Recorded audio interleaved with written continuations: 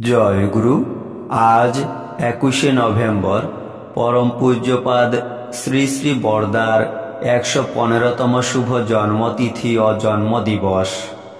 পরম পূজ্যপাদ শ্রী শ্রী বরদা অমরেন্দ্রনাথ চক্রবর্তী অধুনা বাংলাদেশের পাবনা জেলার হেমায়তপুরে বাংলা 5ই অগ্রহায়ণ 1318, ইংরাজি 1911 সালের 21শে নভেম্বর জন্মগ্রহণ করেন।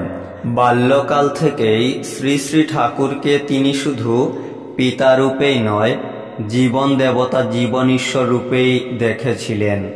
শ্রী শ্রী ঠাকুরকে খুশি করাই ছিল শ্রী শ্রী বরদার একমাত্র সাধনা। শ্রী শ্রী ঠাকুরের মহাপ্রয়াণের পর তিনি ভারতবর্ষের ভিতর 108টি শ্রীমন্দির নির্মাণের সংকল্প নিয়েছিলেন এবং তা মূর্ত করেছিলেন। ঠাকুরের স্মৃতিকে প্রত্যেকের মনে সদা সর্বদা জাগরুক রাখার মানসে শ্রী শ্রী বরদা শ্রী শ্রী ঠাকুরের স্মরণে কয়েকটি উৎসবের প্রচলন করেন। শ্রী শ্রী ঠাকুর শ্রী শ্রী বরদা সম্পর্কে বলেছেন, বড় খোকা শুধু আমার ঔরসজাত সন্তানই নয়, কৃষ্টিজাত সন্তানও বটে।